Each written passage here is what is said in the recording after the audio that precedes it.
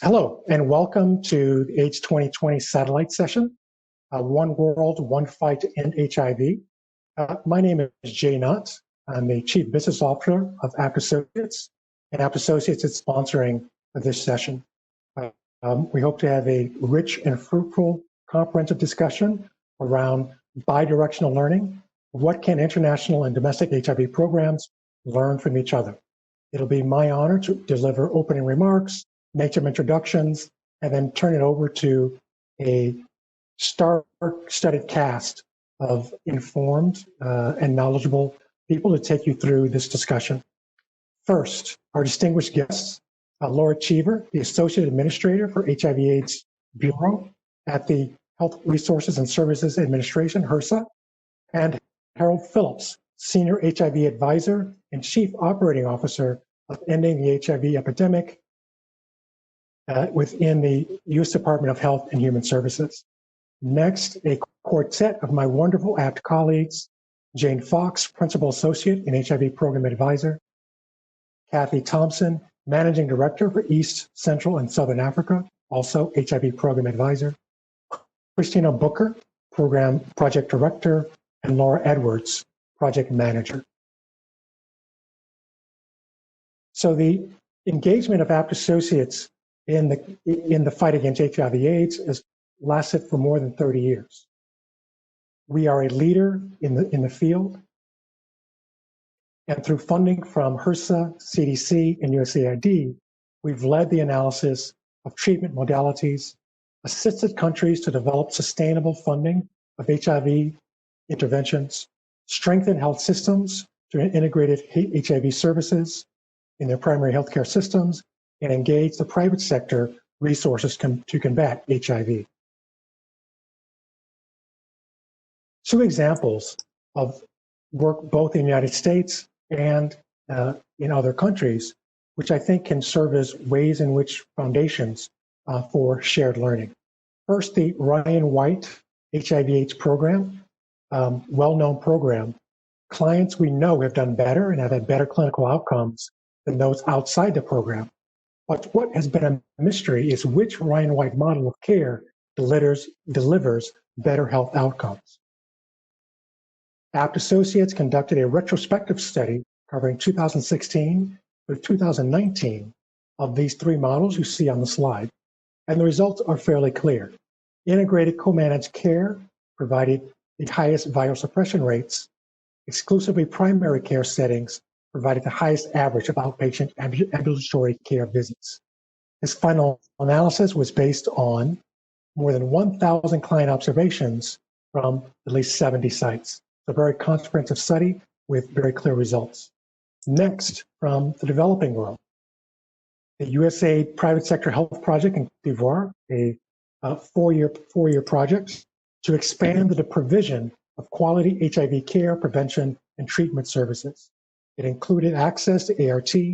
We created the first private network of HIV care and treatment sites in Cote d'Ivoire and linked it to the health system at the national, regional, and district levels. Therefore, for the first time in Cote d'Ivoire, private sector patients now have access to HIV care consistent with national programs and policies. Further, private sector HIV data is included in national data, and private sector patients were able to benefit from care and interventions based on national policies and programs down to the district level and based on the authorities overseeing those programs. So, two foundations for shared learning across borders, engaging in HIV services.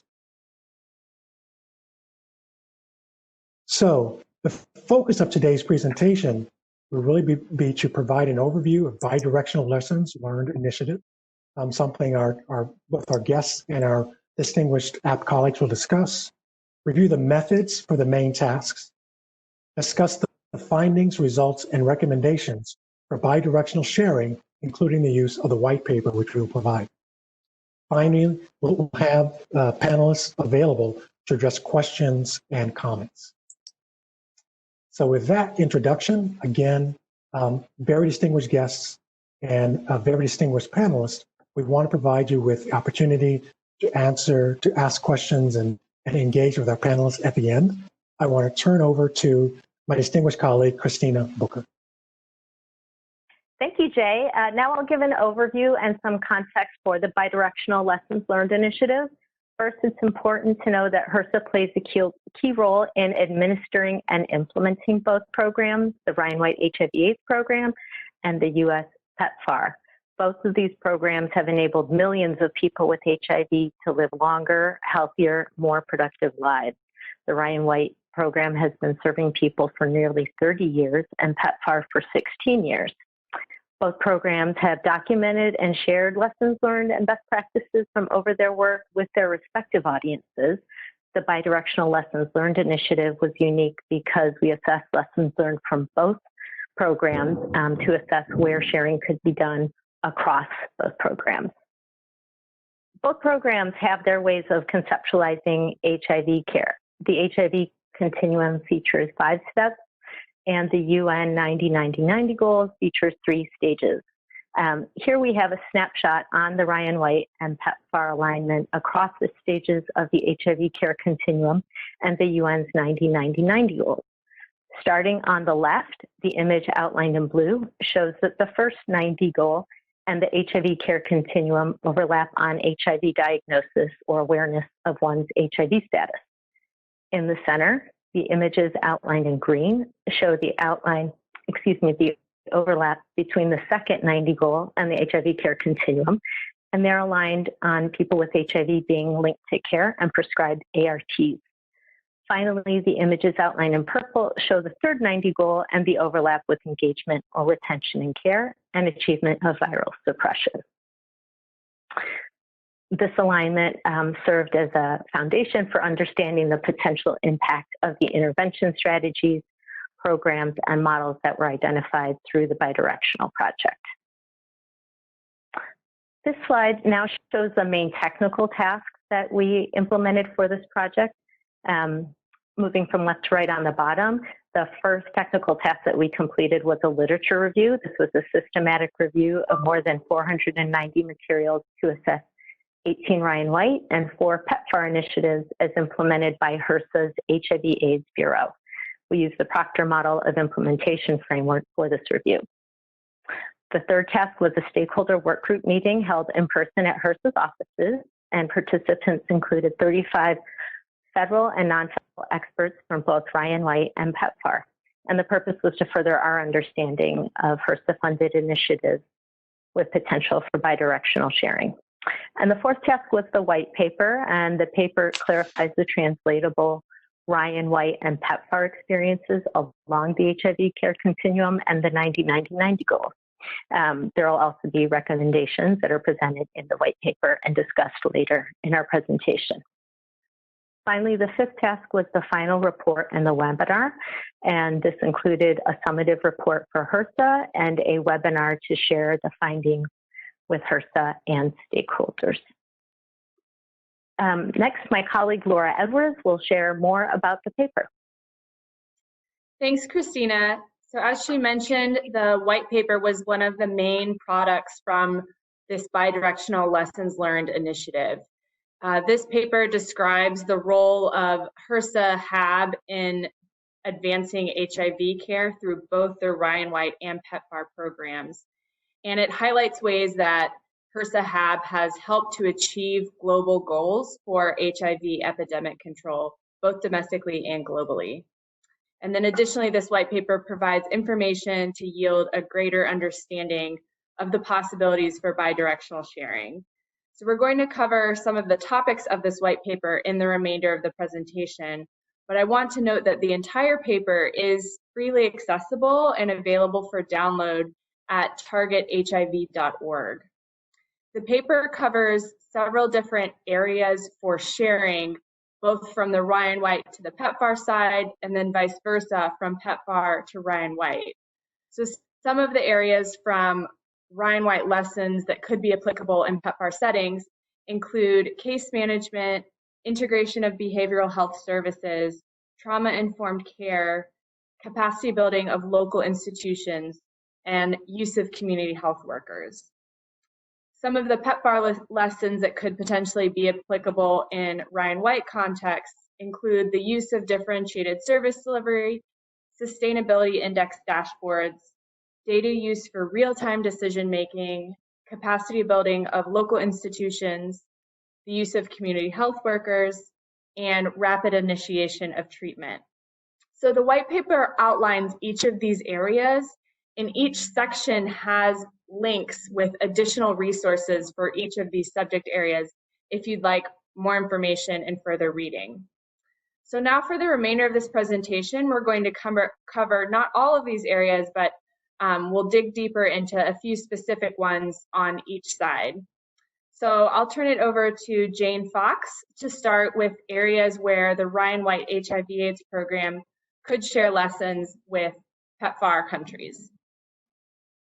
Thanks, Laura. Next, I will be showing slides about the lessons learned from Ryan White's HIV/AIDS program that are applicable for sharing with the PEPFAR program. As you can see on this slide, the intervention strategies we reviewed and have included in the white paper span across the HIV care continuum, starting with HIV diagnosis through linkage and engagement in care, all the way to viral suppression. Next, I will share 3 selected recommended interventions that were identified in the Ryan White setting to be shared with the HRSA HIV PEPFAR programs. First, intervention strategies in behavioral health services are designed to attend to a combination of mental health conditions and/or substance use disorders, typically in an HIV care and service setting. Behavioral health issues can interfere with seeking care and adherence to treatment. In addition, HIV-related stigma and discrimination tend to show a higher proportion of depression, anxiety, psychological trauma, and substance use than those in the general population. Integration of behavioral health services also assists clients to advocate for themselves and their care when their behavioral health needs are met. However, we also recognize that there's a global shortage of behavioral health workers and providers, especially in communities that are lower resource and in rural communities. Second is our interventions related to trauma-informed care. Histories of traumatic experiences are prevalent among people living with HIV. Untreated trauma histories can be barriers to linking and remaining engaged in care. And recent experiences of trauma was one of the single significant predictors of ART failure. Trauma-informed care recognizes past trauma and the resulting coping mechanisms when attempting to understand the behaviors of clients and their treatment. It requires an organizational commitment and high levels of cultural competency. Use of trauma-informed services was included for the first time in the PEPFAR 2019 COP guidance. However, currently no PEPFAR targets or indicators to measure trauma-informed progress exist, and they can be challenging to use limited funding for trauma-informed interventions that cannot demonstrate results directly related to HIV outcomes. Finally, the third set of interventions are related to capacity building of local institutions. Addressed in both Ryan White and PEPFAR settings, providing opportunities for ongoing bidirectional sharing that impact workforce development, professional education and training, coaching and TA, and learning collaboratives are key to supporting the capacity building of local institutions. AETC provides training, TA, and capacity building support for the Ryan White HIV/AIDS program recipients and is comprised of multiple programs. Learning collaborative projects offer a framework and group consultation to improve HIV care systems through quality management plans and implementation processes that are supported by the group framework. TA projects support capacity building at both jurisdictional and clinical site levels, and capacity assessment, such as the clinical assessment for system strengthening framework, is a way for organizations to look at governance as well as clinical and administrative options. Next, Kathy Thompson will present PEPFAR lessons to be shared with the Ryan White HIV/AIDS program audience. Thank you so much, Jane. I'm going to discuss 3 different areas where we've seen PEPFAR activities that would be adaptable to the Ryan White world in the domestic environment. The first is differentiated service delivery. In developing countries, you have to find the clients. They're not always able to come to where you are. So we have differentiated service delivery. So you're tailoring the drug delivery approaches to where you'll find the people. Sometimes that's community distribution. Sometimes that's multi-month scripting for stable clients, which is something that PEPFAR is pushing greatly. So someone can come into the clinic and they're able to get 3 months or 6 months of drugs, so they don't have to come back as often. This is done for stable clients. Another issue that's already been adapted from Ryan White is the idea that you'll have a single point of contact in each clinic that you will go to that will know you and be able to follow your care. And then we want to look at the data across the population to determine which is the best way to reach this population. The next one is the Sustainability Index dashboards. In all of the PEPFAR countries, there is a dashboard to determine how is the national program adapting the HIV services. How will these services be sustained once the PEPFAR money leaves, once the country is moving forward on their own. So they want broad ownership for the PEPMAR teams, the partners and stakeholders working together to complete this dashboard, and then to own the dashboard and own the technical services that are being delivered. The design is charted over time to see how well a country will be able to take on all these activities. And in fact, ITEC has crosswalked some of their domestic programs with the Sustainability Index dashboard and has found that it works well for domestic use. And finally, data use for real-time decision-making. What PEPFAR is doing is they are analyzing daily, weekly, and monthly the data towards the 90-90 goals. They're particularly looking at current usage of ART services and retention in services. The data is uploaded on a regular basis, so they're able to look at this data in real time from the top level leaders in the Ministry of Health down to the clinic, so they can know how are we meeting our goals. And the desire is from PEPFAR stakeholders to examine interventions that were not successful and why. So this real-time decision-making really makes it easier for decisions to be made across the board. I would like to now talk about the recommendations and the recommendations for PEPFAR leadership.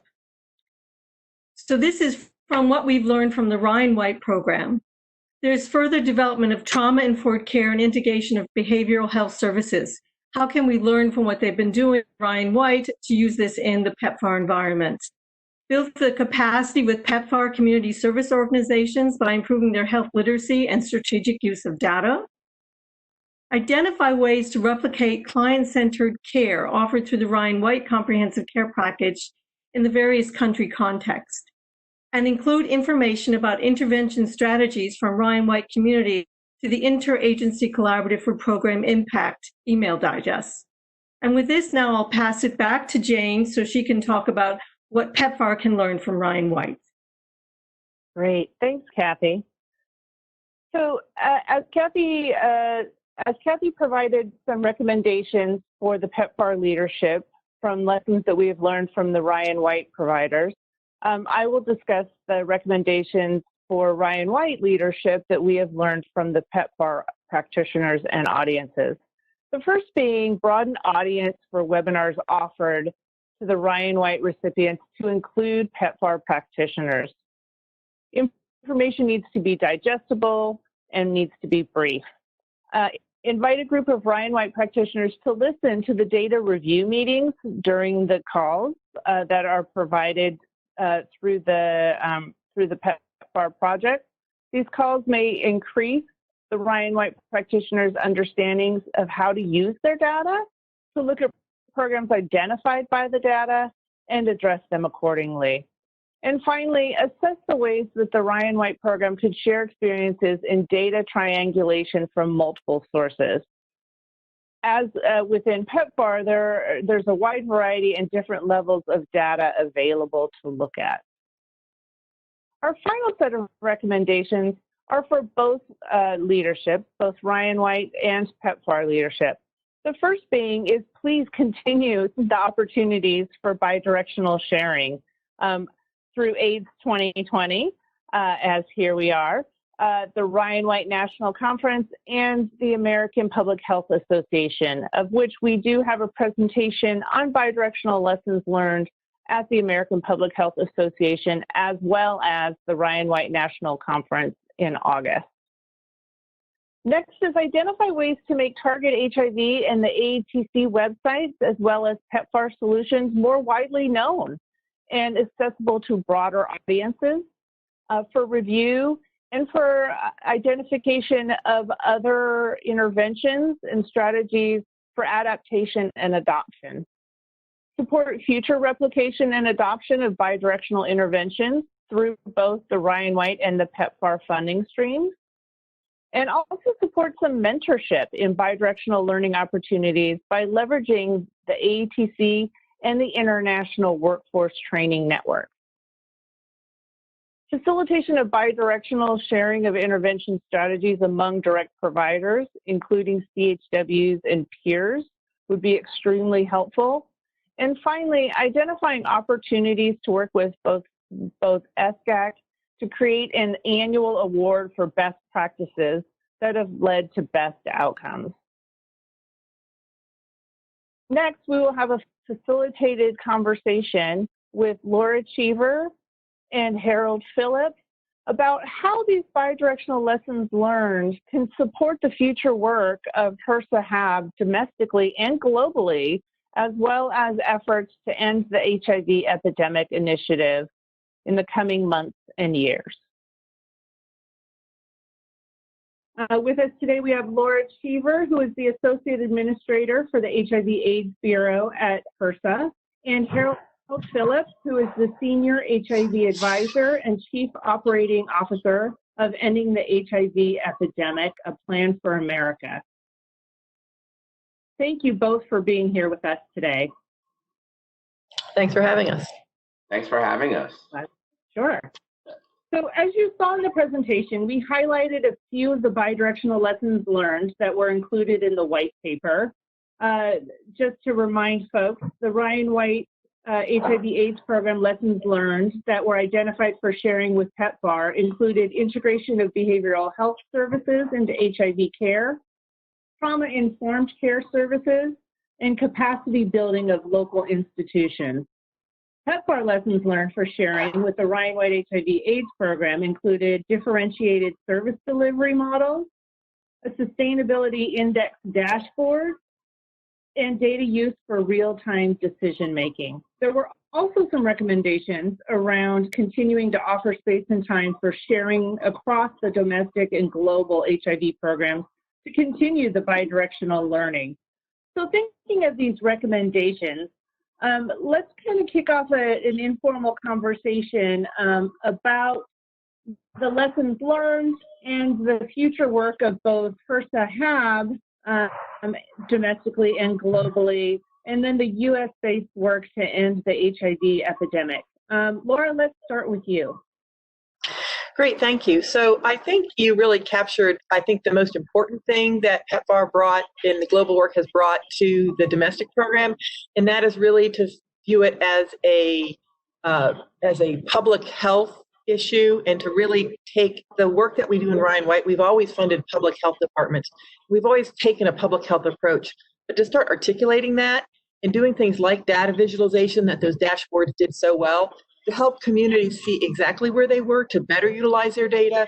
That's definitely a huge input that we had from PEPFAR that I think has really helped us be able to think differently about ending the epidemic in this country, even to talk about ending the epidemic in this country.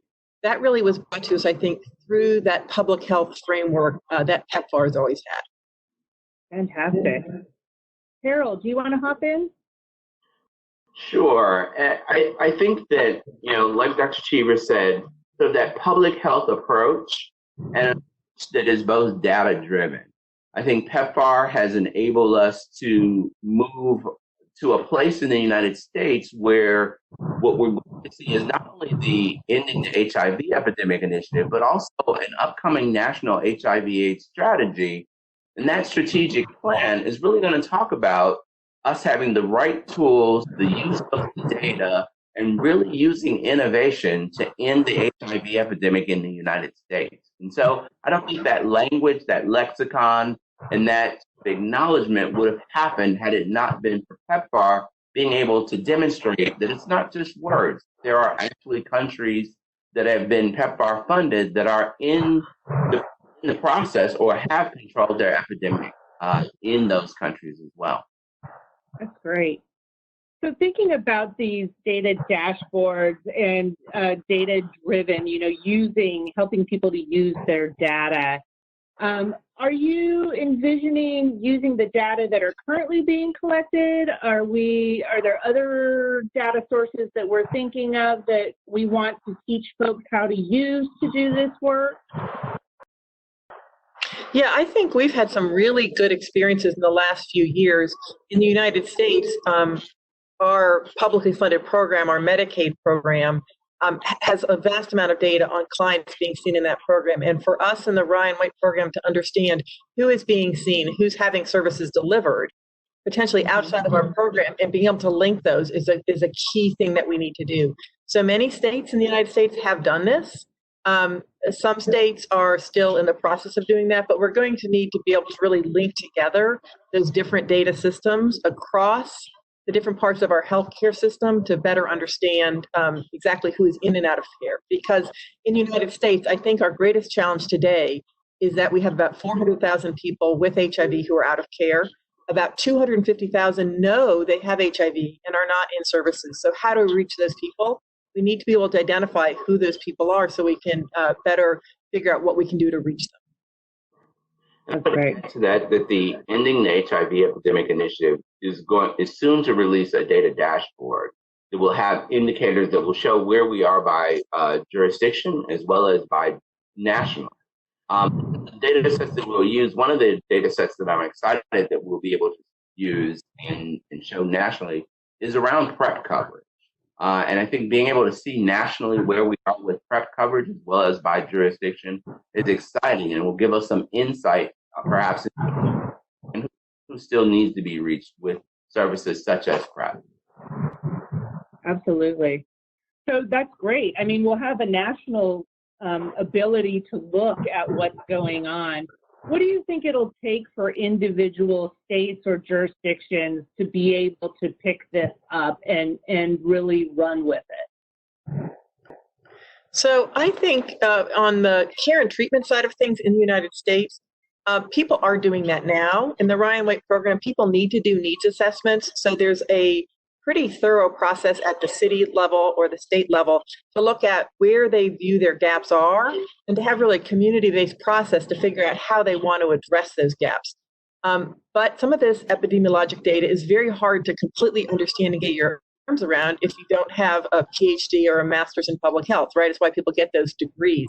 So I think that data visualization work that Harold is talking about, where it's really presented in a way that people can quickly and intuitively understand what it means, is going to really help people move forward much more quickly. I don't think it's necessarily even about the state health department epidemiologists who understand it well, but the communities that we're trying to really engage to make informed decisions that we're going to have the biggest gains in the next few years. Yeah, certainly. And part of the data visualization will also enable us to look at sex, age, and race disaggregations and really and truly sort of see the comparison between those that we're reaching and where are our gaps in certain communities. So I think that gives us another exciting tool to be able to look at this differently and then think and plan services differently too. Oh, that's fantastic. Thinking about some of these other recommendations that were mentioned around integration of behavioral health, trauma-informed care, differentiated service delivery models, capacity building of local institutions. How do you see any of those either rolling out or being lifted up in the years to come in ending the HIV epidemic and in the work that HAB is doing? Yeah, I think that in the United States, and I think it's only been made more clear by the racial justice discussions we've been having in our country this summer, is that we know we have as a basis in this country institutionalized racism. You add to that homophobia and HIV-related stigma, and we need to be able to address those issues much more intentionally if we're going to end the epidemic in this country. So part of that is really being able to understand what issues are in individual communities, both within the health system, as well as within the healthcare delivery system, as well as within the greater health services systems, if we're going to actually ever get there.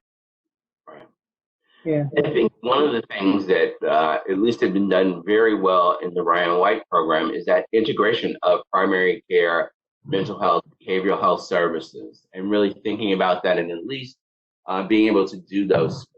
I think in the international context, there's just now beginning to be understanding in certain countries of the intersection of those services and how we can begin to provide them. Again, in that context, much like we do in the United States, there's the capacity issue as well. But I think a lot of really great work as part of a bidirectional lesson that can be learned involves sort of what we're doing and what we're exploring around trauma-informed care in the United States, and the need to scale that up and have a workforce that understands it, especially in light of some of the, like Dr. Cheever said, some of the issues that are going on now. We're looking at sort of the impact of race, stigma, and discrimination on healthcare and healthcare outcomes. And so I think as we continue to explore this as a country, I'm hoping that we see a greater uptake of services and programs that really look at these issues and their impact, how they impact both access and retention and care along the way, and also impact the longer-term health outcomes. I think I would add to that, because it really is along that exact same vein, is in engaging in trauma-informed care. And when you talk about that, these are lessons learned from Ryan White that we can bring to the global response. In fact, we have much work to do within Ryan White programs as well. It's something that we have a little bit of a foothold, but have a lot of work to do. And as I've come to understand more as a medical provider about trauma-informed care, it's really been able to reframe how we think about patients and reaching people that are out of care. We used to say they won't come into care, and now we say we haven't been able to reach them. It's sort of a reframe. And so trauma-informed care allows you to think that maybe if someone's not coming into care, it's not because they're not prioritizing their health, but because they have sort of overwhelming barriers that are at multiple levels that need to get addressed. And so I think that's something that should be part of all of healthcare and not necessarily even just HIV care. And I think too, one of the things that we've talked about before is that this process of bidirectional lessons learned is ongoing. It doesn't necessarily stop, and it's hard to sort of pinpoint where a lesson might have started in one country or in one context and gets carried over into another one. And right now, I think as a country, we're all going through sort of a collective trauma. Both with COVID-19 and also where we are in the United States with some of the race issues. And I'm thinking about some of the lessons that we learned from both healthcare workers and also people living with HIV that were in South Sudan who had gone through the war there, and how collectively their collective and shared trauma impacted the work, both on the healthcare worker side, but also the people living with HIV. And again, there may be some lessons there that the United States could look toward and think about in both those models of allowing workers to deal with and express their trauma so they didn't re-traumatize people coming into the clinic.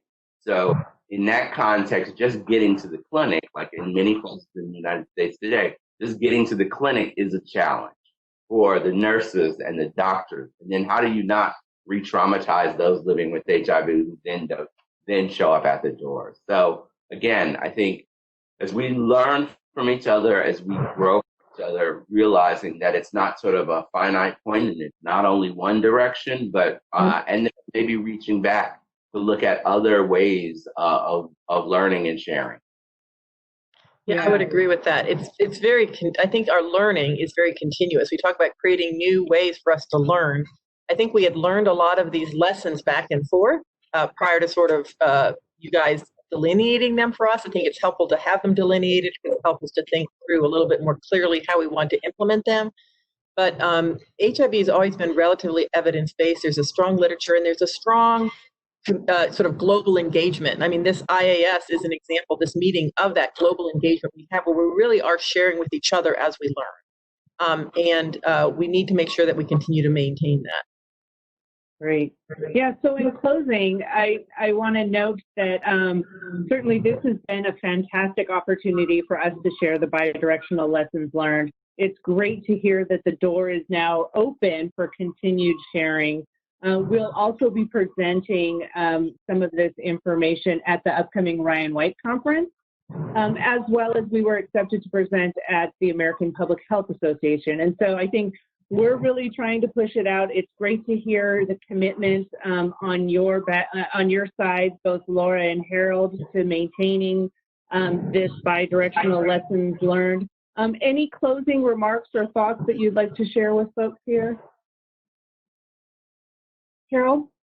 So a couple of things that I will share that definitely came from sort of the global and international context that we have seen sort of rapidly implemented in the domestic context as a result of COVID-19. Self-testing has really been scaled up across many of the other countries. The U.S. had been behind in that, but given COVID-19 and the need for social distancing and HIV still being a public health priority, there's been a lot of work over the last couple of months to scale up self-testing programs, both among our departments of public health and in working with some of our private partners to do this. And so we're seeing great success in that as well. And I think we've also seen more of an embracing of telehealth and telemedicine within the United States in the last couple of months, and many of the federal agencies move to sort of both make it easier to implement, as well as removing some of the policy restrictions that policy and reimbursement restrictions that might have existed in the past, and also dollars to help create the infrastructure for telehealth and telemedicine. So that's been really encouraging to see, and also recognizing the importance of that in sort of the global setting. I think we've been sort of put in a position where we've had to be innovative in our approaches and use some of these lessons as a result of what we're going through with COVID-19. Great. Laura, closing thoughts and comments? Yeah, so I think something that sort of run through a lot of the work that we've done over the years and some of the pieces that Harold even just mentioned is that we know we have a lot of promising practices. We have things where we haven't done a randomized clinical trial, but we know it's worked in one community somewhere. And so we at HRSA have really undertaken a comprehensive initiative to make sure that we're getting these promising practices and putting them in a place, a landing page where people can go and find them, so that when they're working on improving retention among young, gay, Black men in America, they can find out what other communities have done that has worked. And we can figure out which populations those promising practices might work for as well. So we really want to make sure we were able to capture something that may not have risen to a randomized controlled trial, but was nonetheless going to be successful and can really help propel our work in ending the epidemic forward. Absolutely. Thank you. Yeah, we're excited to see the results of that, because I really do think that much of the work that we've done through the Ryan White program has been from sharing from our colleagues, picking things up, adapting them and making them work for our areas and for our populations, and then handing them off to others to try it as well. And so the richness in that is amazing. So I want to thank both of you for being here with us today. Thank you. Well, thanks so much for having us. Thank you. Thank you for being here. We're going to move into a Q&A session. So we're going to open up the chat lines so that you can send in your questions. And we'll have Laura and Harold and the rest of the team joining us to respond back to your questions now. Thank you all for attending our virtual presentation. This afternoon, we have with us live Harold Phillips and Laura Cheever, as well as our Abt team, Jay Knott, Kathy Thompson, Cristina Booker, Laura Edwards, and myself, Jane Fox. You can submit your questions through the chat function to any one of us right now, and we are happy to answer them. So while we're waiting for questions to come in, I'm happy to throw one out to the group.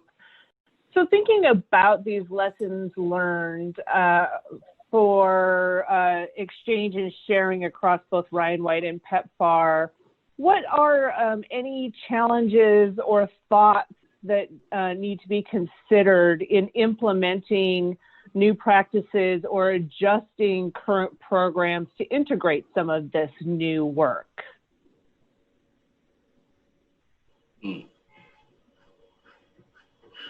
So, hi Jane, and I'll take a step part of it, and perhaps Laura might want to jump in. But I think really when implementing new interventions, it's important to understand what are the core elements of that intervention that make it specific in its ability to reach your target population, and then being flexible enough to make changes and adapt it for the local setting. And I think we've tried to instill that a lot as we've thought about both interventions to implement as part of the Ending the HIV Epidemic initiative in the United States, but as well as during the time when I was working at HRSA, as we were taking lessons from the United States and trying to adapt them into different countries. It was always important to understand what the key elements were of the intervention, but also to take into consideration the cultural context and make changes as needed. Yeah, this is Laura. I'll add on to that. Yeah, I think that's exactly it. I think the cultural context cannot be overlooked. In places where you've got a very concentrated epidemic among a group that potentially there's a lot of stigma or discrimination in that particular society, you've got to figure out how to overcome those barriers, how to really work with the community and those opinion leaders in the community, figure out how to best address the barriers that people are going to have in terms of implementation. Great, right. And I mean, even within our own country here, thinking about the cultural context of taking something, say, for example, from DC and trying to implement it in Tennessee.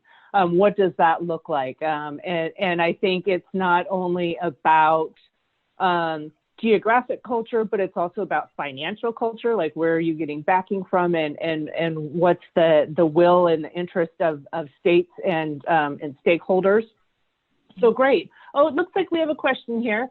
So to Laura and Harold, what parts of the Ending the Epidemic initiative do you think will need to be adapted and or changed as a result of COVID-19? This comes from Shira Stein.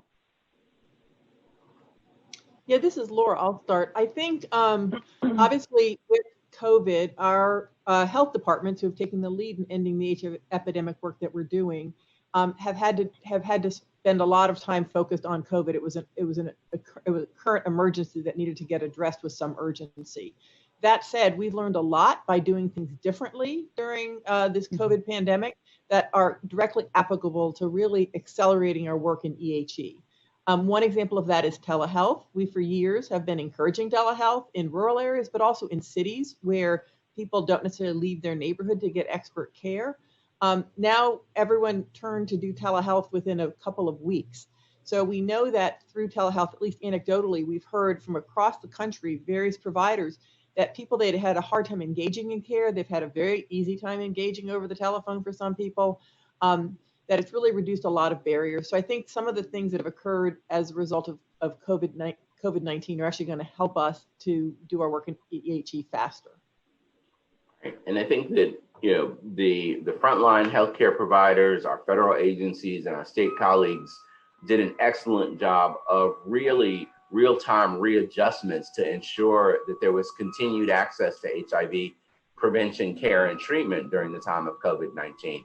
In addition to telehealth, we saw moves toward multi-month prescriptions, which is sort of a lesson learned from PEPFAR. We also saw telehealth, telephone being used in case management models to keep people in care, keep them engaged. Many of our sort of CBOs and community health centers took steps and reached people who were isolated at home to get them back into care. So we saw a lot of things happening as a result of COVID-19 that really ended up being sort of real-time reforms in the way we approach ending the HIV epidemic. I think now we're looking at how do we make some of these changes that were made sort of in an emergency stance more permanent and long-lasting. Mm-hmm. We've opened that door to new ways of providing care for patients. Some of them like it. I've even heard from certain nurses that they're enjoying it as well. So how do we make it stick and long-lasting now, I think is part of our work. Great, thank you. Yeah, the other piece I think I'd add to that too is just everyone did everything on the fly, so we can definitely have some improvements here. And I think one of those improvements is even around telehealth is that we know we have a digital divide in this country. There are people that have better access to high-speed internet or just certain technologies. And now we need to really double down to make sure that we don't end up with disparities that grow out of that digital divide. Absolutely. So Julia in San Francisco sent in a question. I'm a case manager for folks experiencing homelessness and living with HIV in San Francisco. I'm fascinated by the idea of learning from international efforts. What are the takeaways from PEPFAR for the most difficult to reach domestic populations? I think that's a really good question. I think, and we are experiencing this, especially in some of the programs that do serve those that are homeless, sort of pop-up services, being able to take services to the individuals. So I'm thinking of a program that we've heard about in Miami that is very similar to some of the programs that happen in some of the PEPFAR countries, where there are mobile clinics that can be set up either in certain communities. They know that perhaps the second Thursday of the month, the doctor, the nurse, the mobile unit is going to be there, and individuals from surrounding towns and areas come in and receive their services on that day, their checkups, their prescriptions are. That's, I think, one great lesson. And we have programs that are serving the homeless, for example, in Miami, that are pop-up clinics that go to where individuals are rather than having them come in. And so I think that's a directional lesson that perhaps we can do more, especially in some of our rural areas as well. Yeah, the home model in San Francisco through the San Francisco Department of Health has had great success in doing mobile outreach and mobile medical care to folks throughout San Francisco that are homeless, living in encampments, and have shown real success in getting folks to reach viral suppression. And so I would also suggest you check that out. So how do we motivate Ryan White EMAs and TGAs to report data in more of a real-time manner to front-facing dashboards to better inform their communities? Ooh, this is a good one. Yeah, this is a good one. So I think this always comes down to the issue of burden on the recipients to be collecting this data, because when you're collecting the data, a lot of times you're paying someone to stop doing other things to collect and input that data. So I think that is an ongoing discussion we have had. At this point, our plan remains in the Ryan White program through EHE that we're collecting that data at the federal level on an annual basis, but often places are collecting that data monthly at least through CareWare and other resources. If we can better use electronic health records, then those data are collected in real time at the time of the visit. So I think there are ways of utilizing data that exists on the ground, and exactly how to incentivize people is a great question. You'd have to, I think, partly to develop systems of planning and delivery that are going to be responsive on an ongoing basis. So you really need to collect it at the rate at which you can actually use it to change policy or change how you're investing your resources. Mm-hmm. Yeah, and I think that, like Dr. Cheever said, on the federal level, they're collecting it on an annual basis. But if there is a way locally, I think, to look at the data more often and really make some of those shifts, then, we definitely encourage that, especially if there is a way to do it where there is not the additional burden, but they are sort of using it as part of perhaps their overall quality assurance, quality management program, and really thinking about and exploring ways to be innovative in that way, so that both real closer to they are looking at it more regularly than the annual basis that we get it on the federal level. Yeah, and I think one example where our recipients have really done that is around planning. So for the Part A jurisdictions, the cities, they meet regularly throughout the year to see where funds are being expended and where they're not being expended, and to reallocate those funds to make sure that people that need services in a place where there's not enough funding in that area can utilize funding that might be sitting in a different, set aside for a different area where that is not being expended. So they do that throughout the country on a really regular basis, and it really makes them much more efficient in terms of spending the resources they have on hand. Right. Thanks. The vein so of, Esther, right? Ooh, go ahead. I was going to say, and in the vein of bidirectional lessons learned, one of the things that PEPFAR does is sort of this quarterly data collection and review that happens at sort of the country level and also the interagency level as well. And then there is the annual data review when as part of the COP process. So the ability to look at that data more frequently and make adjustments to program implementation is definitely one of the things that PEPFAR does extremely well. And here in the US, I think we still have a way to go, but we're still doing the annual collection on the federal level. But like we said, there may be ways at the local level for them to collect and look at the data and make adjustments more frequently. Mm-hmm. So Esther sent us a question. Would you share some activities that community support groups can be doing? One of the things that I heard when we did this bidirectional work, and all of my work has been domestic, so it was very interesting for me to hear some of the PEPFAR experiences, was this idea of using community support groups for adherence. And I would love to hear if Harold and Laura, if you have other ideas or want to expound on that. Yeah, one of the things that I have found is that, especially in the early days of the epidemic, there was a lot of funding in the United States for support groups. And I think we sort of shifted away from that a bit.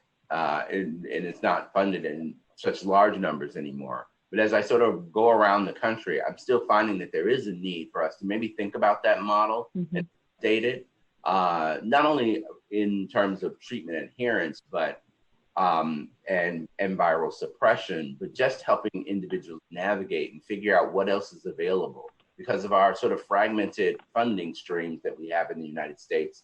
Some of the social services that are funded that could help people living with HIV, some of the mental and behavioral health services, often that information isn't as widely shared.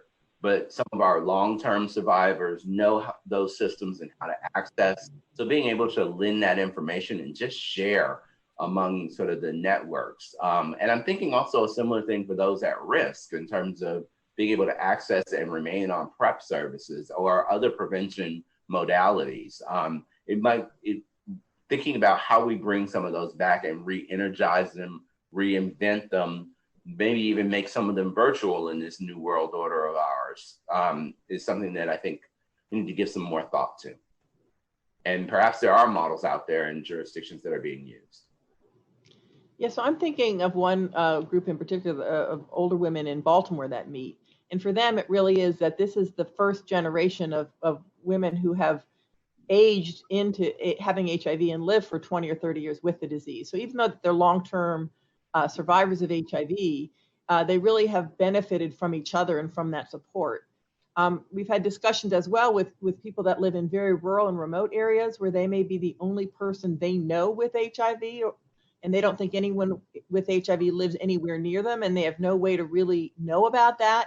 That the online and virtual platforms have been very, very helpful to help people connect and not feel like they're all alone, and that this is, they don't have any context of HIV. So it really helps to have a group of people to talk to. As Harold said, what we used to do in the early days of HIV, people that live in very isolated areas or where they really have no way of connecting with other people, an online platform can really be very helpful. Yeah, absolutely. So thinking about the homeless in particular and the bidirectional learning that we've discussed, what lessons can the U.S. gain, especially in relation to EHE, to help better support and serve folks that are homeless in the United States? So I'll start with some of the things that we've done over the last couple of months in working more closely with our U.S. Department of Housing and Urban Development, the Housing Opportunities for People with AIDS program. They've been working, and next month we will roll out what we call the HOPWA EHE Planning Resource Tool that will provide for each of our 57 EHE jurisdictions a listing of what HOPWA is funding in terms of both housing and support services, as well as the dollar amount, the number of clients, the average cost per client, and the fair market rent within that jurisdiction, which we hope will give them a sense of what is currently being covered and ways that the housing and support services that are funded through the HOPWA program, the ways that those resources are being met, so that as they think about EHE, as they think about the continuum of services that are needed, they have the data available to plan and implement differently. And so there will be other and additional models that need to come out of that, or ways that we might use either EHE funds or Ryan White funds to meet some of those housing needs as well. I don't know of any specific lessons from PEPFAR that we can bring to the United States around homelessness. I think that the context of that is so different. There may be, I don't know them, but I think we can learn from COVID, right? We had people that were homeless and medically fragile that needed to be housed, and we figured how to do it during COVID. So I think that we can bring those lessons forward as we get through this pandemic and hopefully to the other side, that there are some really important lessons that we could do during an emergency. So we should be able to do it when we're not in such an emergency. Great. So I think we have time for one more question. The emphasis on trauma-informed care is so important, yet what works in terms of trauma-informed care is not often addressed. Do you have any suggestions or resources that you can point folks to? I know, Laura, I think the E2I project has a trauma-informed care component. Yes? Yes, we have some excellent resources for trauma-informed care toolkits that providers can pick up and use. And if you go to the HRSA website, HRSA.gov, you can put in trauma-informed care and get linked to a couple of different toolkits we have that are really tools that providers can pick up and use. I think that those are available today. It does take a cultural shift within the organization. So you really need a strong sort of opinion leader or champion to help move through. But you'll find a lot of people in your organization that are just ready and hungry for it. So it can happen. Great. So I think that's it for our time. I want to let folks know, since we didn't get through all of them, we will do our best to answer them later, either through the chat function or getting back to folks somehow. There's some sort of magical virtual way to do this, I'm sure. And we appreciate you all for being here. Have a great rest of your conference. And again, thank you very much.